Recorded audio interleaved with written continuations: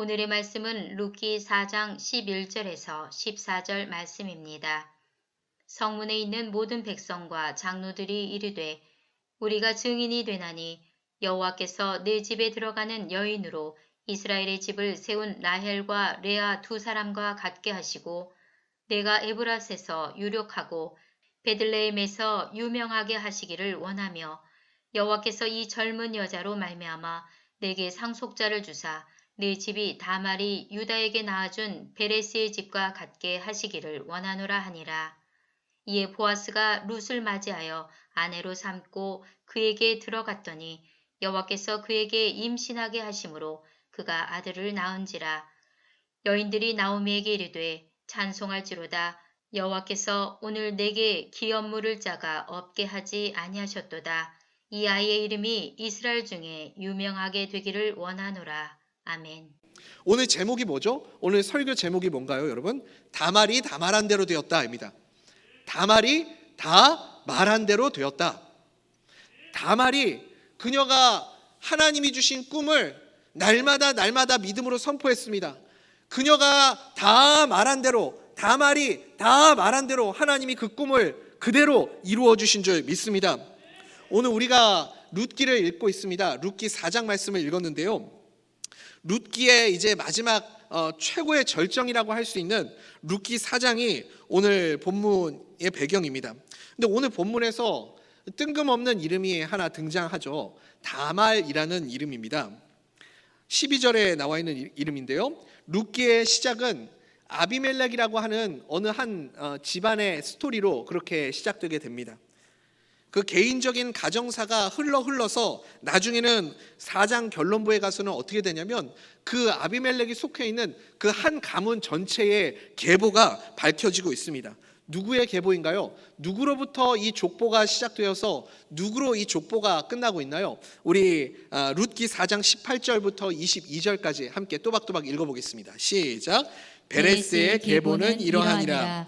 베레스는 헤스론을 낳고 헤스론은 람을 낳았고 람은 암미나답을 낳았고 암미나답은 나손을 낳았고 나손은 살몬을 낳았고 살몬은 보아스를 낳았고 보아스는 오벳을 낳았고 오벳은 이새를 낳고 이새는 다윗을 낳았더라. 아멘. 여러분 18절에 베레스라는 이름에 여러분 동그라미를 한번 쳐보십시오.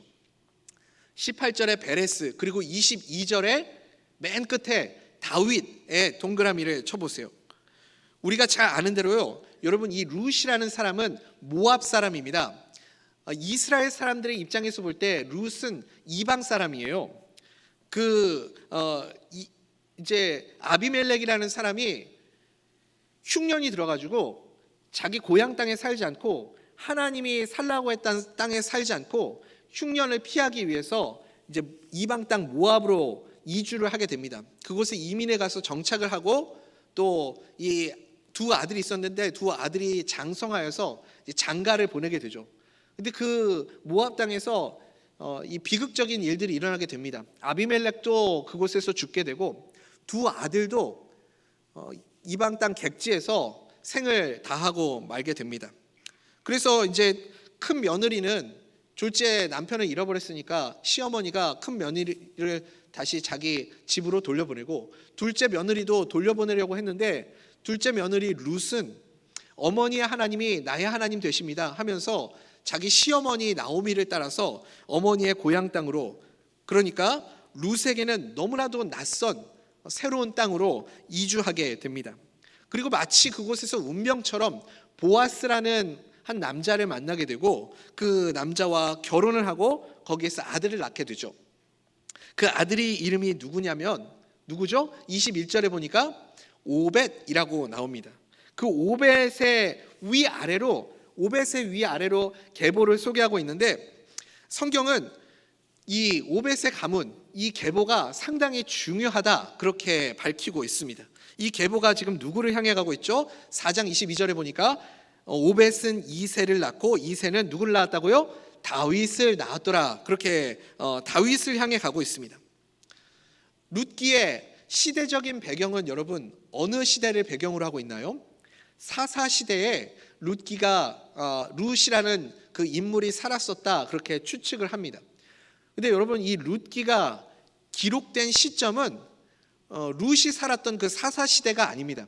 시간이 조금 지나서 사무엘상, 그러니까 다윗 왕이 통치하던 그 시대에 룻기가 기록되었을 것으로 추정을 합니다. 그렇게 추정할 수 있는 근거는 뭐냐면 룻의 시대에는 다윗은 아직 존재하지 않는 인물이잖아요. 그런데 룻기에 다윗이라는 그 이름이 언급되고 있다는 것은 후대에 이 룻기가 기록되었을 것이다 라는 것을 추측할 수 있는 단서가 됩니다. 그러니 여러분 우리가 의심할 여지 없이 룻기는 다윗을 알고 있었던 시대에 기록되었던 책이 분명하다 그렇게 결론을 내릴 수 있습니다. 그러면 우리는 여기서 질문 한 가지 해야 되겠죠. 어떤 질문을 해야 될까요? 왜 다윗의 시대에 뜬금없이 다시 그의 계보를 추적하여서 이 뿌리가 되는 계보를 하나님께서 기록하게 하셨는가? 룻이라는 인물을 왜 하나님이 다시 이렇게 자세히 들여다보게 하셨는가? 우리가 질문해 봐야 됩니다. 다윗의 계보가 성경 전체를 놓고 볼 때 굉장히 중요한 위치를 차지하고 있습니다. 그 이유가 뭐죠? 바로 장차 이 땅에 오시게 되실 예수 그리스도 구원자 메시아이신 예수님께서 누구의 후손으로 이 땅에 오십니까? 다윗의 후손으로 이 땅에 오시기 때문에, 그래서 이 다윗의 계보는 상당히 중요합니다. 그런 의미에서 이제 이 다윗의 계보를 다시 추적하기 위해서 룻이라는 인물을 드러내고 있구나라는 생각을 하게 되면 고개가 끄덕여지죠. 그럼에도 불구하고 여러분 여전히 풀리지 않는 의문이 한 가지가 있어요. 그게 무엇이냐면, 당연히 그렇다면 이 룻이라는 여인의 이름부터 이 다윗의 족보가 기록되어야 되는 게 당연한 거 아니겠습니까? 근데 그렇지가 않아요. 지금 우리가 읽은 이 룻기 4장 18절에서 22절에 시작이 누구에게서부터 시작됩니까? 우리에게 굉장히 낯선 한 이름으로부터 시작이 됩니다. 누구죠? 베레스라는 이름입니다. 베레스라는 이름이 한 번 더 등장하는 곳이 있습니다. 룻기 4장 12절이죠. 우리 같이 한번 읽어볼까요? 시작.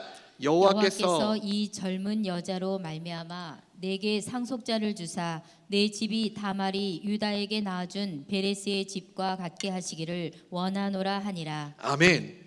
여러분 12절에도 18절에도 이 베레스의 이름이 두 번 반복해서 나오고 있습니다. 여러분 베레스가 누구죠? 베레스가 누군가요? 베레스가 누군지 잘 모르시겠죠? 왜냐하면 우리에게 익숙하지 않은 이름입니다. 우리에게 익숙한 족보는 누구예요? 아브라함의 하나님, 이삭의 하나님, 야곱의 하나님, 요셉의 하나님, 그렇게 아브라함부터 이어지는 계보는 우리에게 익숙한데, 베레스는 여러분 어디에서 우리가 이 사람의 이름을 들어봤죠? 어디에 나오는 사람인가요? 베레스가 굉장히 우리에게 익숙하지 않은 이름인데 정말 신기하게 유독 이 룻기 4장에서만 베레스의 이름을 두 번이나 반복해서 강조하고 있습니다. 이 베레스가 오늘 설교 제목에 등장하고 있는 다말이라는 여인의 아들이기 때문에 그렇습니다. 보아스는 룻과의 결혼식을 부끄럽게 여기지 않았습니다. 그래서 보아스가 룻과 결혼식을 하면서 많은 사람들 공개적으로 함께 초대해서 축하의 자리를 갖습니다. 그러자 나오미와 룻이 처음에 고향 땅에 들어올 때는 조금 이렇게 뒤에서 수근수근 거리며 혀를 차던 동네 주민들이, 여인들이 이제는 다시 룻을 칭찬하는 노래를 부르기 시작합니다. 룻을 위해서 노래하면서 누구와 비교해서 이 룻을 칭찬하고 있냐면 다말과 비교하면서 룻을 칭찬하는 거예요. 다말도 룻도요, 여러분 처음부터 그들이 인생의 꽃을 피우면서 꿈을 꿀 수 있었던 그런 상황이 아니었습니다. 시작은 막막하고 답답하고 소망이 없는 그런 상황 가운데 있었습니다.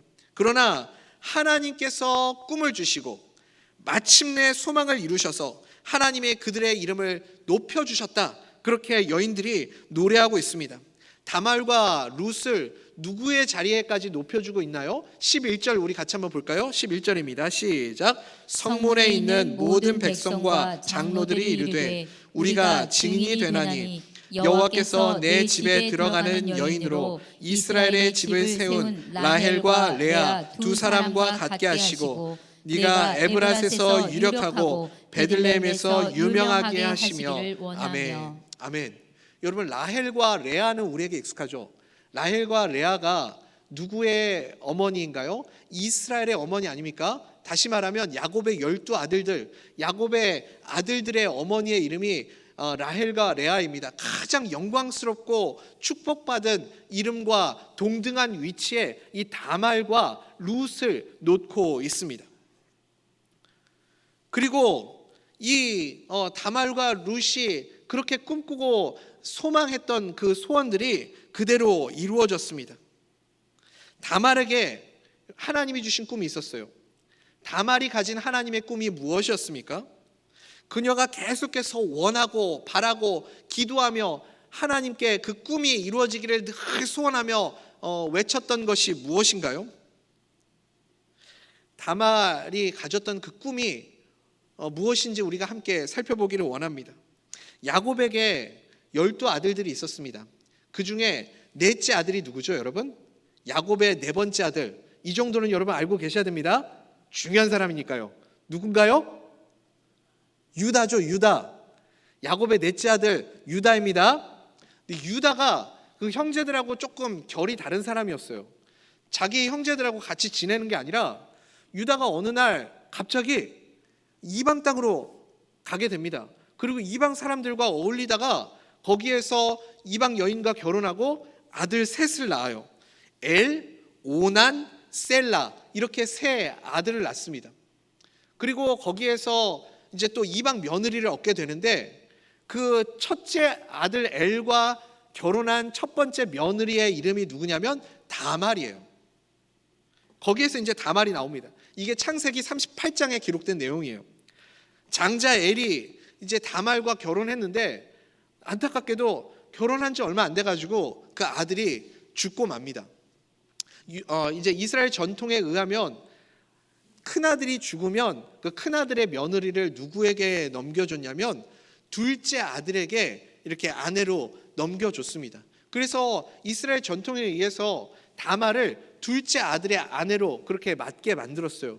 근데 둘째 아들 오나는 다말과 이렇게 동침해서 아이를 낳는 것을 거부했습니다. 왜 그랬냐면 이 오난이 생각하기를 자기가 다말과 이렇게 동침을 해서 아이를 낳는다 할지라도 그 아들은 내 자식이 나의 계보를 잇는 자식이 아니라 내 형의 계보를 잇는 자식이 될 것이다. 자기가 그렇게 생각을 한 거예요. 그래서 다말에게서 자식을 얻기를 거부하였습니다.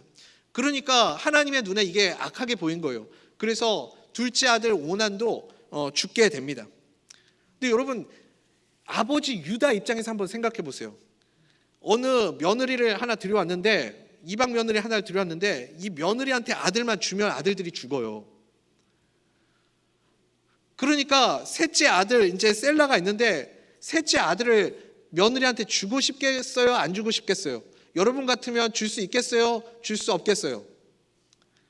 우리 담임 목사님 식으로 물어볼까요? 1번 준다, 2번 안 준다, 3번 이두영 장로님께 물어보자. 3번 누구예요? 우리 같으면 줄 수가 없겠죠. 유다도 고민이 된 거예요. 그래서 뭐 이런저런 핑계를 대면서 아직 셀라가 나이가 어리고 아직 홍기가 안 찼다 이러면서 핑계를 대면서 차일피일 이 셋째 아들한테 넘겨주기를 미루었습니다. 그러다가 급기야는 어떻게 했냐면 이제 친정에 가서 좀 지내라고 이렇게 돌려 보내버렸어요. 사실상 이 다말을 내쳐버린 거예요. 버려진 거죠. 근데 이 다말이라는 여인이 어떤 꿈을 가지고 있었냐면요, 자기 아버지 유다에게, 그러니까 다말에게는 조부님이 되겠죠. 야곱이 죽으면서 마지막 유다를 향해서 남긴 유언이 있어요. 하나님이 이 유다를 향한 하나님의 그 비전을, 꿈을 야곱의 유언을 통해서 유다에게 주신 거예요. 그러니까 며느리가 자기 시아버지가 이런 엄청난 유언을 받았다라는 것을 듣게 됩니다. 어떤 유언이죠? 유다의 가문을 통해서 하나님이 이 땅을 구원할, 이 땅의 평화의 왕으로 오실 메시아 예수 그리스도의 계보를 있게 할 것이다. 유다의 자손을 통해서 하나님이 이 땅에 메시아를 보내주실 것이다. 정말 생각도 해본 적도 없고 상상도 해본 적도 없는 어마어마한 그런 이야기를 듣게 된 거예요. 근데 다말은 이방 여인이었지만 마음속에 이것을 꿈으로 품었습니다. 그래서 늘 하나님 앞에 기도했어요. 주님, 제가 비록 이방 사람이지만 저의 몸을 통해서 우리 시아버지에게 주셨던 그 하나님의 꿈이 이루어지게 하여 주시옵소서. 나를 통해서 하나님, 우리 가문이 그 위대한 메시아를 잇는 신앙의 아름다운 명문가를 이루어가게 하옵소서. 나를 통해 그 하나님의 약속의 축복이 이루어가게 하옵소서. 날마다 그 꿈을 마음에 품고 그렇게 그것을 위해서 살아갔습니다. 그런데 무슨 일이 벌어졌어요? 어떤 일이 벌어졌어요? 자기의 남편이 죽고 또 둘째 아들과 결혼했는데 그 아들도 또 죽고 이제는 더 이상 이 자손을 이을 수 없도록 내쳐져 버린 거예요. 그러니까 다말은 더 이상 꿈을 꿀 수 없는 그런 상황에 처했습니다. 이제는 내 꿈은 물거품처럼 다 사라져 버렸구나. 이젠 불가능한 그런 꿈이 되어버렸구나. 이렇게 생각하는 상황이 되었습니다. 그러다가 어느 날 시아버지가 자기 친정 근처로 온다는 그런 소식을 듣게 되었습니다. 그래서 다말이 한 가지 계획을 하게 되죠. 도대체 이런 내용이 성경에 기록되어도 되나? 성경에 이런 내용이 있어도 되나? 싶을 정도로 정말 해괴망측한 그런 계획을 하게 됩니다. 어떤 계획이죠? 다말이 창녀로, 몸을 파는 창녀로 변장을 하게 됩니다. 그리고 나서 자기 시아버지를 유혹하여서 시아버지 유다와 동침을 하게 되는 거죠. 그리고 그 동침한 대가로 무엇을 받냐면 유다가 가지고 있었던 도장과 끈과 지팡이를 받게 됩니다. 3달이 지나갔어요. 그리고 나서 유다가 어느 날 소식을 들어보니까 자기 며느리 다말이 임신을 했다는 소식을 들었습니다. 이게 말이 되는 일입니까? 자기 아들이 아니고 자기가 분명히 내쳐서 저 친정에 가가지고 있어야 할 다말이 아이를 가졌다니까 이게 말이 안 되는 일이 벌어진 거죠. 그래서 유다가 너무너무 화가 났습니다. 얼마나 화가 났냐면 이 며느리 다말을 불태워 죽이고 싶을 만큼 그렇게 화가 났어요. 정말 다말을 불태워 죽이려고 찾아갔습니다. 그랬는데 거기서 딱 다말이 자기가 가지고 있었던 증표를 보여주면서 이렇게 말하는 거죠. 이 물건의 임자로 말미암아 내가 임신하였나이다. 다말이 거기서 다 말해버립니다. 그러니까 시아버지 유다는 다말이 다 말해버리니까 할 말이 없어지는 거예요. 다말이 그래서 드디어 해산을 하게 되었어요. 근데 아이를 낳으려고 보니까 쌍둥이인 거예요. 이 쌍둥이를 낳는 스토리도 굉장히 독특합니다. 처음에 아이 팔이 하나가 먼저 나온 거예요. 그러니까 산파가 이제 누가 첫째인지 둘째인지를 확인하려고 팔이 나왔을 때 그 팔에다가 붉은 홍색 실을 이렇게 끈을 묶어 놓습니다. 근데 조금 있다가 이 팔이 다시 들어갔어요. 그러고 나서 무슨 일이 벌어졌냐면 이 팔에 끈이 묶여 있지 않은 다른 아이가 먼저 태어난 거예요. 그래서 그렇게 태어난 아이 이름이 누구라고요? 베레스예요. 그 아이가 베레스라고요. 그리고 먼저 나올 뻔했던 그 아이의 이름이 세라라고 불렀습니다. 여러분 한번 보세요. 마치 그 어머니가 가졌던 그 꿈을 기필코 기억코 이루어내고자 하는 그런 마음이라고 하듯이 그렇게 치열한 접전 끝에 베레스가 장자로 태어난 거 아닙니까? 그 뱃속에서부터 치열한 접전을 벌여가지고 태어난 아들이 베레스예요. 그 베레스라는 이름을 통해서 지금 위대한 다윗의 가문, 다윗의 계보가 이어지고 있습니다. 그런데 창세기 38장에 이 베레스가 태어난 이후에 더 이상 이 베레스에 대한 인생에 대해서, 삶에 대해서 이런 반구 언급도 없이 거기서 딱 스토리가 끝나게 됩니다. 그리고 무려 1000년이 넘는 시간 동안 잊혀진 이름이 되었습니다. 아무도 기억하지 않는 이름. 그런데 룻기의 시대가 되어서 이제 룻의 계보를 다시 언급하는 이 시점에 이 베레스라는 이름이 다시 거론되고 있는 거 아니겠습니까? 다말이, 그녀의 꿈이 다말이 다 말한 대로 이루어진 것처럼 룻의 꿈도 그렇게 똑같이 이루어지고 있다, 여인들이 노래하고 있습니다. 거기에서 이 베레스의 이름이 언급되고 있는 거예요. 여러분, 세상의 눈으로 한번 보십시오. 세상의 눈으로 보면 다말도 정말 어떻게 이런 말도 안 되는 일을 할 수 있을까요? 룻도 마찬가지 아닙니까?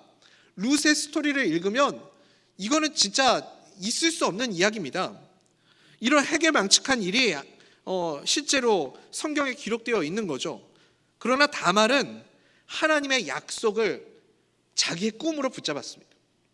어떻게 해서라도 그 하나님의 약속이, 하나님이 나에게 주신 꿈이 나를 통해 이루어져야 한다라는 그 마음의 소원을 품었습니다. 여러분, 여기서 베레스라는 이름이 2번이나 강조되고 있는 이유는 베레스가 뭐 엄청 대단한 그런 인물이어서가 아닙니다. 베레스야말로 어떤 상징이죠? 어머니로부터 꿈을 가지고 태어난 자식임을 부각시키기 위해서, 그래서 이 베레스의 이름을 강조하고 있는 거죠. 이제 오늘 우리가 룻기 4장에서 왜 아브라함의 하나님, 이삭의 하나님, 야곱의 하나님이 아니라 베레스로부터 이 다윗의 계보가 이어지고 있는지 여러분 이제 이해가 되시겠습니까? 이것이 룻의 계보가 베레스로부터 시작되는 이유죠. 여러분, 마태복음 1장에 보면요, 마태복음 1장에 예수님의 족보가 쭉 기록되어 있습니다. 거기에 5명의 여인의 이름들이 등장하죠. 누군가요? 다말, 라합, 룻, 밧세바, 그리고 마리아입니다. 이 5명의 여인들의 공통점이 뭔지 아십니까? 모두가 다 하나님이 주신 꿈을 품었던 사람들입니다. 하나님의 약속을 붙잡았던 여인들이에요. 어떠한 상황 가운데서도 하나님의 약속은 반드시 이루어진다. 어떠한 상황 가운데서도 하나님은 나의 꿈을 이루어 주신다라는 분명한 믿음을 붙잡았습니다. 여러분, 오늘 우리가 읽은 룻기 4장 21절에 살몬이라는 사람이 나옵니다. 여러분, 살몬은 연어가 아니에요. 이 살몬이 누구와 결혼했을 것으로 추정을 하냐면 라합이라는 여인과 결혼했을 것으로 그렇게 추정을 합니다. 이거는 이제 성경이 정확하게, 아주 명확하게 언급하고 있지 않기 때문에 그래서 확실한 것은 아니지만, 그렇지만 성경의 정황상 그렇게 많은 성경 신학자들은 이 살몬이 라합과 결혼했을 것이다, 그렇게 추측을 하게 됩니다. 그 근거는 무엇이냐면 이제 라합이 숨겨주었던 12 정탐꾼 안에 살몬이라는 이름이 있기 때문에 그렇습니다. 그래서 그 정탐꾼으로서 라합의 집에 들어왔을 때 그들이 처음 라합과 살몬이 만났을 것이고, 그렇게 해서 둘이 나중에 결혼까지 하게 되었을 것이다 추측을 하는 거죠.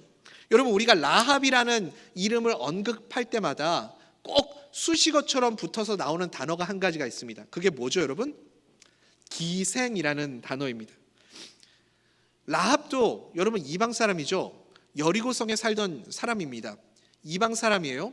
거기다가 가장 사람들이 천하게 여기는 그런 정말 사람들이 낮게 보는 업을 가지고 있었던 그런 사람이었습니다. 근데 이 기생 라합에게 하나님이 주신 꿈이 있었습니다. 어떤 꿈이 있었나요? 나는 반드시 하나님의 백성이 되고 말겠어. 나는 반드시 하나님이 선택한 하나님의 자녀가 되고 말겠어. 그래서 천국을 마음에 품은 하나님의 백성으로 살아가고 싶어 라는 그 꿈을 품었습니다. 그래서 그 꿈을 이루기 위해서 자기의 생명을 걸고 12 정탐꾼을 품어주는, 숨겨주는 그런 모험을 강행하게 되죠. 그리고 그 정탐꾼 앞에서도 그녀가 자기의 꿈을 감추지 않았습니다. 당당하게 선포하고 있습니다. 그리고 그 꿈이 기어코 마침내는 이루어지는 모습을 우리가 보지 않았습니까? 사랑하는 우리 대전명석교회 성도님들, 여러분에게는 하나님이 주신 꿈이 있습니까?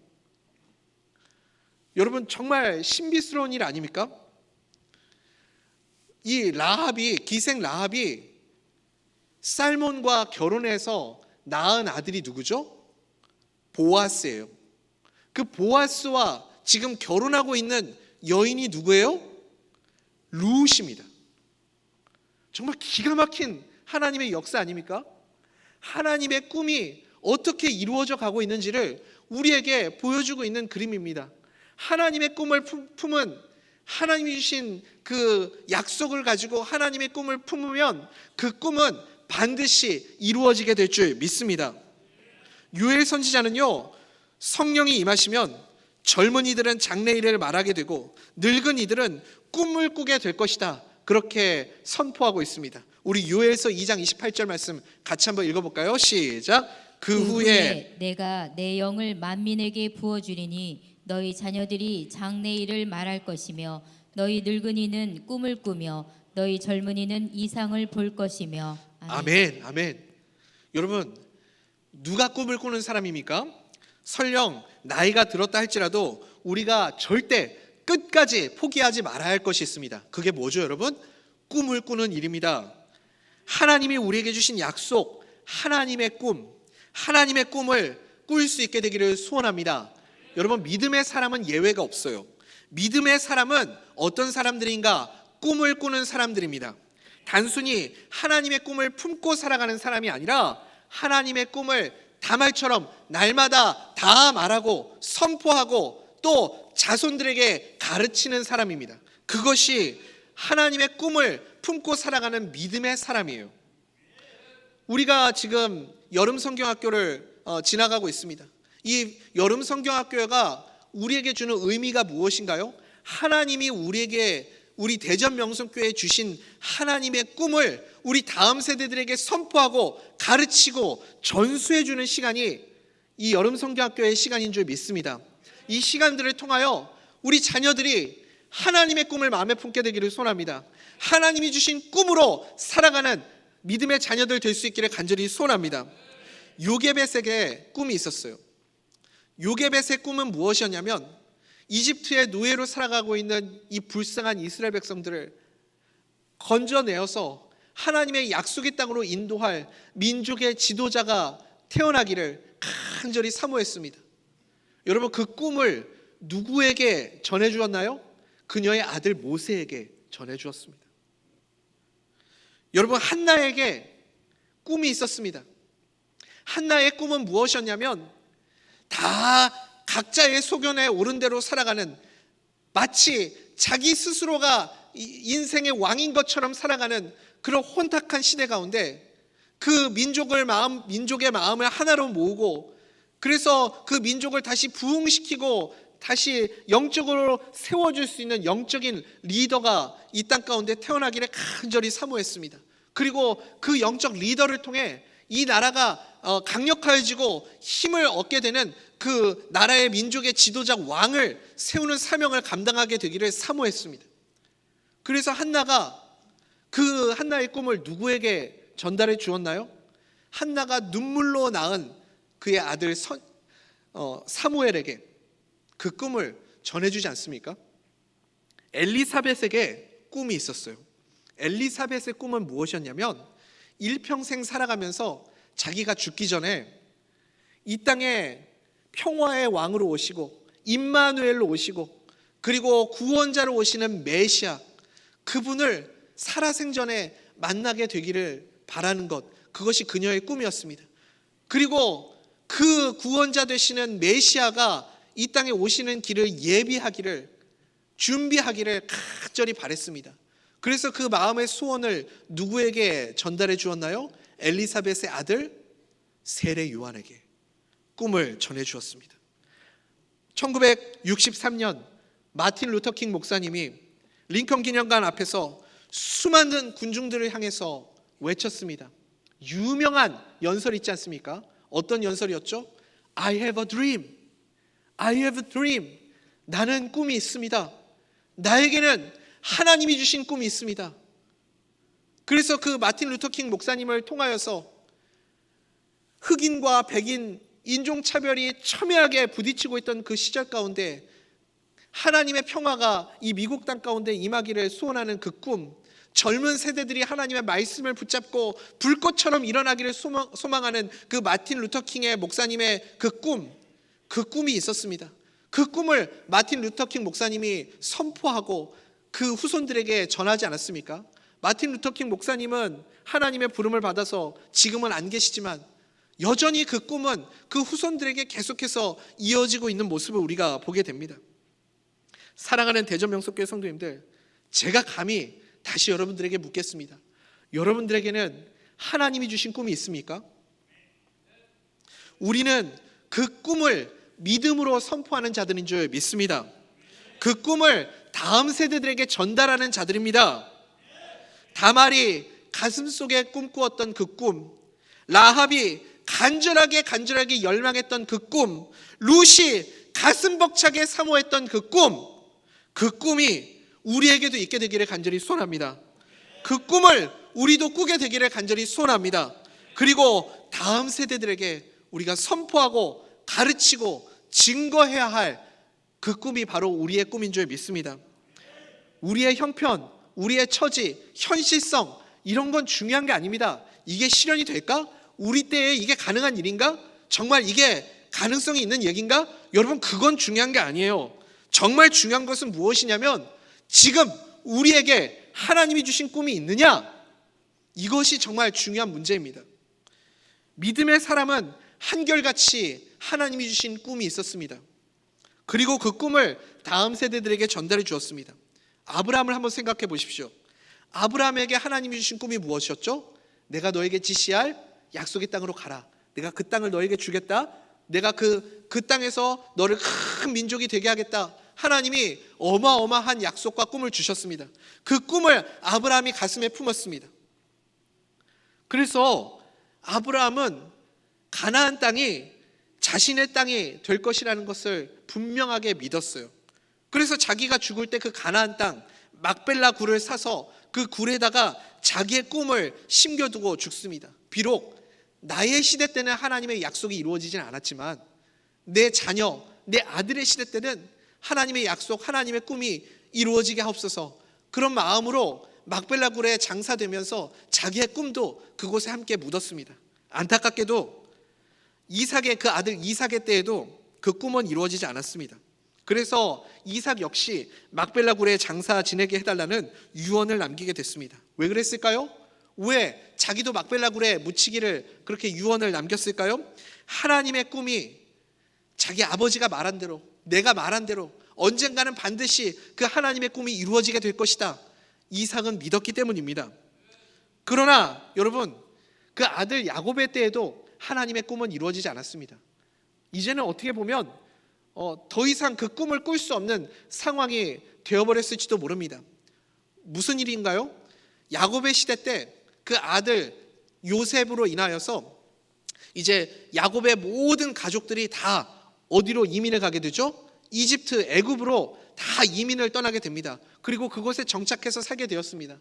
요셉의 시대에는 이제 하나님이 나의 조상 아브라함에게 주셨던 그 약속은 잊혀진 과거의 그런 이야기처럼 그렇게 되어버렸습니다. 과연 이게 실현 가능성이 있을까? 그 꿈이 정말 이루어질 수 있을까? 말도 안 되는 일이고 이제는 도무지 그 가능성이라고는 찾아볼 수 없는 그런 절망적인 상황에 이르게 되었습니다. 모두가 다 포기했습니다. 그런데 요셉은 그 꿈을 버리지 않았습니다. 그래서 요셉이 마지막 그가 죽으면서 남긴 유언이 무엇이었죠? 언젠가 될지는 모르겠지만 먼 훗날 나의 후손들 너희들이 이 이집트를 떠나서 다시 하나님이 약속한 그 약속의 땅으로 떠나게 될 때 꼭 나의 이 유고를 잊지 않고 같이 가져가다오. 그리고 하나님이 약속한 그 약속의 땅에 나의 해골을 묻어다오. 그렇게 요셉이 유언을 남깁니다. 여러분, 요셉은 힘이 있었습니다. 권세가 있었어요. 요셉은 이집트의 2인자였어요. 그가 마음만 먹었으면요, 으리으리하게 커다란 피라미드를 지어서 그 안에 자기의 시신을 미라로 만들어서 그렇게 영원히 보존될 수 있게 할 수 있는 능력이 있었습니다. 그럴 만한 능력이 있었어요. 힘이 있었어요. 그런데 요셉이 그렇게 하지 않았습니다. 왜요? 하나님의 약속, 하나님의 꿈이 그에게 있었기 때문입니다. 요셉도 그 꿈을 포기하지 않았습니다. 근데 여러분, 그 꿈이 어떻게 되었어요? 수많은 시간이 지나가고 400년의 시간이 지나가고 모세의 때가 되어서 또 40년의 시간이 지나가고 또 모세의 때에도 이루어지지 않고 그 모세가 가지고 있었던 요셉에게서부터 이어받았던 그 꿈을 모세가 또 누구에게 전달해 주죠? 여호수아에게. 그리고 여호수아가 그 수많은 정복 전쟁을 마치고 마지막 노년에 이르러서 비로소 그때 여호수아 맨 마지막 장에 이르러서 여호수아가 모든 백성들을 다 불러 모아가지고 그 요셉의 뼈가 묻혀있는 그곳에서 마지막 고별 설교를 하잖아요. 하나님의 꿈이 어떻게 이루어지는지를 보라. 하나님이 어떻게 우리 가운데 그 꿈을 이루어 주셨는지를 보라. 우리는 잊어버렸고 우리는 잊혔고 우리는 그 꿈이 실현 가능성이 없다고 생각하고 포기했었고, 그런데 하나님이 그 꿈을 어떻게 이루어내셨는지를 보라. 하나님이 얼마나 위대하신 하나님이신가. 오직 나와 내 집은 여호와 하나님만을 섬기겠노라. 여호수아가 마지막 고별설교에서 그렇게 눈물의 고백을 드리고 있지 않습니까? 사랑하는 우리 대전명석교회 성도님들, 이제 말씀 맺겠습니다. 여러분, 룻기의 주제는 무엇인가요? 룻기의 주제는 바로 하나님의 꿈입니다. 여러분 믿으십니까? 인생의 가장 절망적인 순간에서 아무 희망도 없고 아무 기대도 없는 상황 속에서 룻이 하나님의 꿈을 품었습니다. 어머니의 하나님이 나의 하나님이 되십니다. 나는 이제 하나님의 자녀가 되었습니다. 하나님의 자녀로 일평생 살아가겠습니다. 이방 여인 룻이 감히 품을 수 없는 꿈을 그녀의 마음속에 품었습니다. 그래서 그 시어머니를 따라서 막막하고 정처 없는 타국살이를 따라오게 됩니다. 시어머니가 돌아가라고 아무리 밀쳐내도 말을 해도 막무가내로 그 꿈을 하나 품고 어머니를 따라왔습니다. 그리고 그 불가능할 것 같았던 그 꿈이요, 이제는 모든 것이 다 끊어졌을 것 같은 그 꿈이요, 지금 기적처럼 이루어지고 있는 그 현장을 우리가 보고 있지 않습니까? 우리가 룻기 4장을 읽으면서도 이게 정말일까? 이런 일이 정말 있을 수 있나? 믿어지지 않을 것 같은 그 룻기의 인생 스토리가 여기에 담겨 있지 않습니까? 사랑하는 우리 대전명석교회 성도님들, 우리도 하나님이 주셨던 그 꿈을 다시 우리 마음속에 품게 되기를 소원합니다. 잊혀졌던 우리의 꿈이 있지 않습니까? 뜨겁게 이곳에서 우리가 주님을 부르짖고 기도했던 그 순간들, 여러분들 기억하십니까? 밤새도록 눈물을 흘리며 기도하였던 그 뜨거움을, 그 기도의 열기를 여러분 기억하십니까? 눈물이 있고 말할 수 없는 기쁨이 넘치고 감격 속에서 우리 주님을 만났던 그 예배, 여러분 그 예배를 기억하십니까? 우리 자녀들이 드리는 그 예배의 현장 가운데 그 가슴 벅차는 감격의 예배가 회복될 수 있게 되기를 간절히 소원합니다. 그것이 하나님이 우리에게 주신 꿈입니다. 그 꿈에서 멈추는 것이 아니라 하나님이 우리 대전명석교회를 이곳에 세우게 하시고 이곳에 우리를 불러주신 그 사명, 그 꿈을 다시 한번 되찾기를 소원합니다. 하나님이 주신 은혜 붙잡고 하나님의 나라와 선교를 위해 전 세계 열방을 향해 나아가는 그런 교회가 될 수 있기를 간절히 소원합니다. 그 꿈이 우리에게서 멈추면 안 됩니다. 하나님께서 어떻게 우리 대전명석교회를 이 땅에 세워주셨는지를 여러분 잊지 마십시오. 기억하십시오. 어떤 사명을 감당하게 하셨는지 그 꿈을 여러분 다시 마음에 품게 되기를 소원합니다. 그리고 여러분 그 꿈을 위해서 기도합시다. 함께 부르짖읍시다. 지금 우리가 보기에는 불가능한 것 같고 그 꿈이 끊어져 버린 것 같고 이제는 안 될 것 같고 우리한테는 더 이상 가능성이 없는 것처럼 보여도 하나님이 우리에게 꿈을 주셨다면 그 꿈은 내가 이루는 것이 아니라 하나님께서 반드시 이루어 주실 줄 믿습니다. 이제는 다음 세대에게 그 꿈을 전달해 주어야 됩니다. 도무지 말도 안 되는 상황이고 불가능해 보여도 믿음으로 선포하고 또 선포하고 또 선포하고 또 가르쳐야 됩니다. 다시 그 꿈을 품을 수 있도록 여러분 계속해서 우리 다음 세대들에게 하나님의 꿈을 전할 수 있게 되기를 소원합니다.